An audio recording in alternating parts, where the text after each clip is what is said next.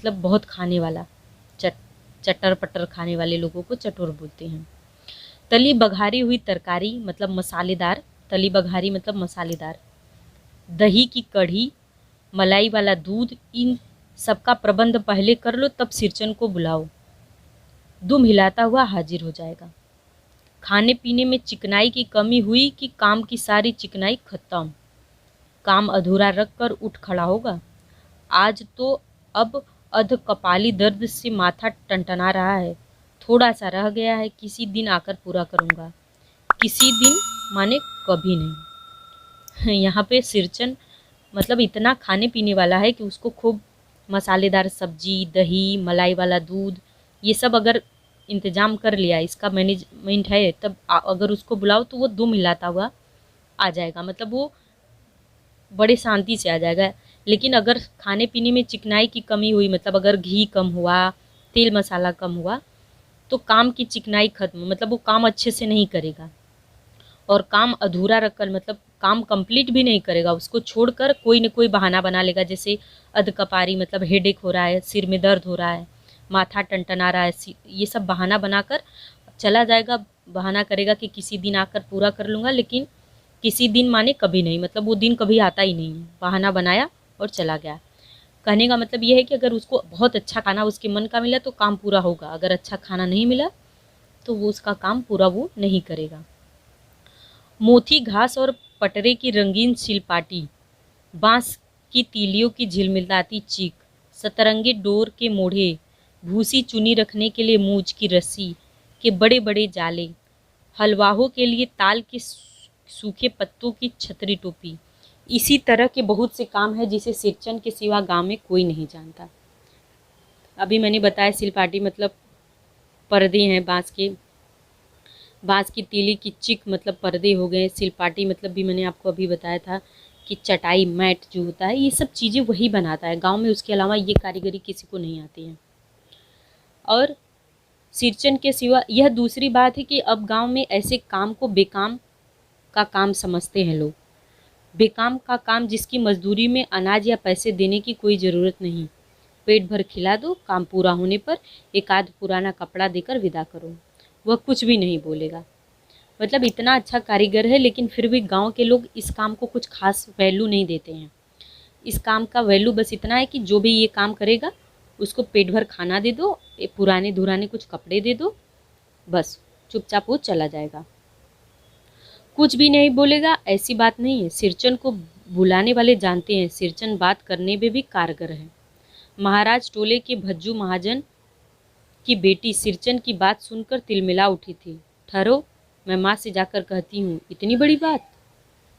बड़ी बात ही है बिटिया, बड़े लोगों की बस बात ही बड़ी होती है, नहीं तो 2-3 पटेर की पार्टियों का काम सिर्फ खेसारी का सत्तू खिलाकर कोई करवाएगा भला? ये तुम्हारी माँ ही कर सकती है बबुनी, सिरचन ने मुस्कुराकर जवाब दिया था। यहाँ पर देखिए सिरचन, लेकिन ऐसा नहीं है वो कुछ नहीं बोलेगा। सिरचन ऐसा है कि वो बात करने में भी बहुत कारगर है, बात को भी बहुत सलीके से करता है। एक महाजन जो टोले के भज्जू महाजन थे, उसकी बेटी को ये बात बहुत बुरी लगी थी और उसने कहा कि तुम इतनी बड़ी बात हमारे लिए कह दिए। तो उसने बड़ी शालीनता से जवाब दिया कि तुम लोग बड़े लोग हो, लेकिन फिर भी बड़ी बात नहीं होनी चाहिए, लेकिन फिर भी नहीं तो 2-3 पटेर की पट्टियाँ, मतलब इतना काम करवा लिया, 2-3 पट्टियाँ भी बनवा ली और खेसारी का केवल सत्तू खिलाए, ऐसा कौन करता है भला? यह तुम्हारी माँ ही कर सकती है। उसने ये बात बड़े मुस्कुरा कर जवाब दिया था। इस बार मेरी सबसे छोटी बहन पहली बार ससुराल जा रही थी। मानू के दूल्हे ने पहले ही बड़ी भाभी को लिखवा कर चेतावनी दे दी है। मानू के साथ मिठाई की पतीली न आए कोई बात नहीं, 3 जोड़ी फैशनेबल चिक और पटेर की 2 सलपट्टियों के बिना आएगी मानू तो डैश। तो यहाँ पर देखिए भाभी ने भी हंसकर कहा, बैरंग वापस? इसलिए 1 सप्ताह पहले से ही सिरचन को बुलाकर काम पर तैनात कर दिया था माँ ने। देखो सिरचन, इस बार नई धोती दूंगी, असली मोहर छाप वाली धोती। मन लगाकर ऐसा काम करो कि देखने वाले देखते रह जाएं। पान जैसी पतली छुरी के बांस की तीलियां और कमानियों को चिकनाता हुआ सिरचन अपने काम में लग गया। रंगीन सुतलियों में झब्बे डालकर वह चिक बुनने बैठा। 1.5 हाथ की बिनाई देखकर ही लोग समझ गए कि इस बार एकदम नए फैशन की चिक बन रही है। मझली भाभी से नहीं रहा गया, पर्दे की आड़ से बोली, पहले ऐसा जानती कि मोहर छाप वाली धोती देने से ही अच्छी चीज बनती है तो भैया को खबर भेज देती।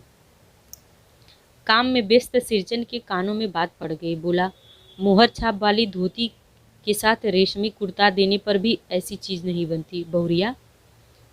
मानू दीदी काकी की सबसे छोटी बेटी हैं। मानू दीदी का दूल्हा अफसर आदमी है। मझली भाभी का मुंह लटक गया। मेरी चाची ने फुसफुसा कर कहा, किससे बात कर रही है बहू? मोहर छाप वाली धोती नहीं, मूंगिया लड्डू। बेटी की विदाई के समय रोज मिठाई जो खाने को मिलेगी, देखती है ना। दूसरे दिन जिग की पहली पाती में 7 तारे जगमगा उठे। 7 रंग के 7 भैया तारा। अपने काम में मगन सिरचन को खाने पीने की सुध नहीं रहती। चिक में सुतली के फंदे डालकर उसने पास पड़े सूप पर निगाह डाली। चिवड़ा और गुड़ का एक सूखा ढेला। मैंने लक्ष्य किया। सिरचन की नाक के पास 2 रेखाएं उभर आई। मैं दौड़कर माँ के पास गया। माँ ने आज सिरचन को कलेवा किसने दिया है?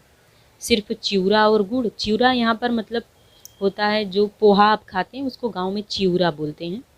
गुड़ के साथ पोहा। माँ रसोई के अंदर पकवान आदि बनाने में व्यस्त थी। बोली, अरे मझली, सिरचन को बूंदिया क्यों नहीं देती? बूंदिया मैं नहीं खाता काकी। सिरचन के मुंह में चिवड़ा भरा हुआ था। गुड़ का ढेला सूप में से किनारे पर पड़ा रहा अछूता। मतलब कि वह व्यंग में बोला, कटाक्ष में, कि मैं बूंदिया नहीं खाता। और लेकिन उसने गुड़ का जो ढेला था जिसको यहाँ पे बोला गया है, वो उसको छूता नहीं है, खाता भी नहीं है। माँ की बोली सुनते ही मझली भाभी की भवें तन गई। मुट्ठी भर बूंदिया सूप में फेंक कर चली गई। सिरचन ने पानी पीकर कहा, मझली बहुरानी अपने मायके से आई हुई मिठाई भी इसी तरह हाथ खोलकर बांटती हैं क्या?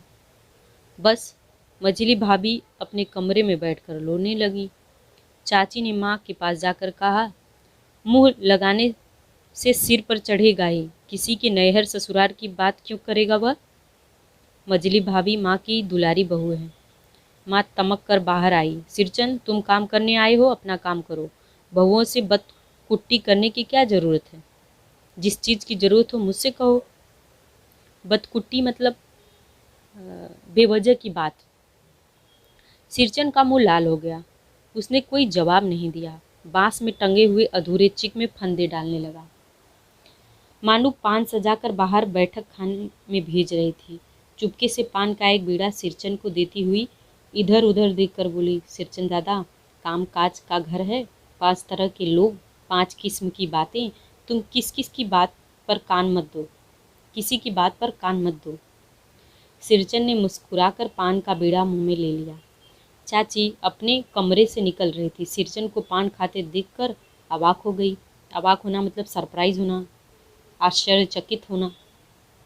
सिरचन ने चाची को अपनी ओर अचरज से घूरते हुए कहा, छोटी चाची, जरा अपनी डिबिया का गमकौवा जर्दा खिलाना, बहुत दिन हुए।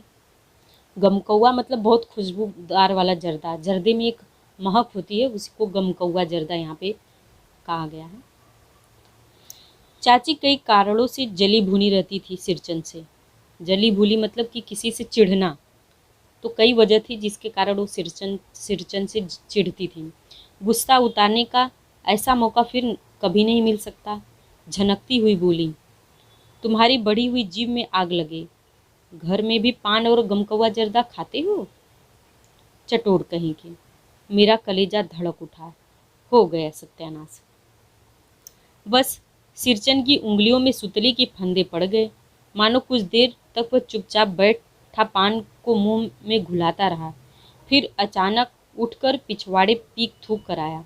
अपनी छुरी, हसिया वगैरह समेट संभाल कर झोले में रखे। टंगी हुई अधूरी चिक पर एक निगाह डाली और हनहनाता हुआ आंगन से बाहर निकल आया। हनहनाता हुआ मतलब जल्दी से।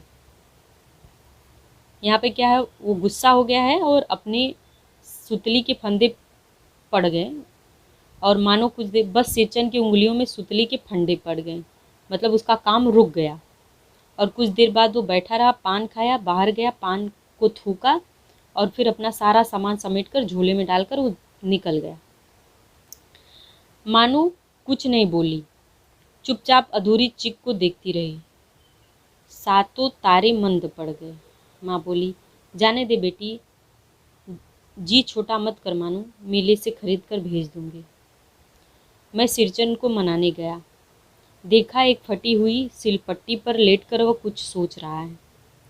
मुझे देखते ही बोला, बबुआ जी अब नहीं, कान पकड़ता हूँ, अब नहीं।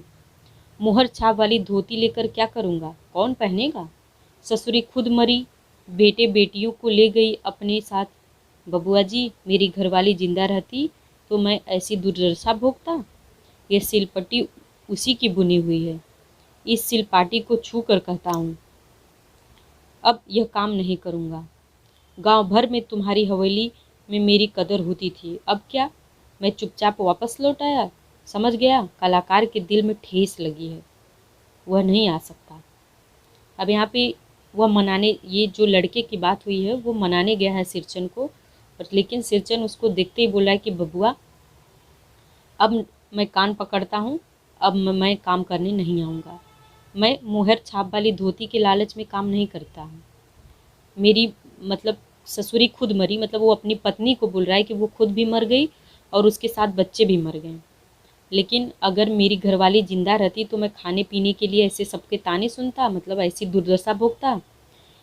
और जिस सिलपाटी पे वो लेटा हुआ था, मतलब मैट पर जो चटाई है जिस पर वो लेटा हुआ था, उसके छू कर कसम खाता है, क्योंकि वो मैट जो है उसकी पत्नी ने ही बनाया था। और कहता है कि मैं अब काम नहीं करूँगा।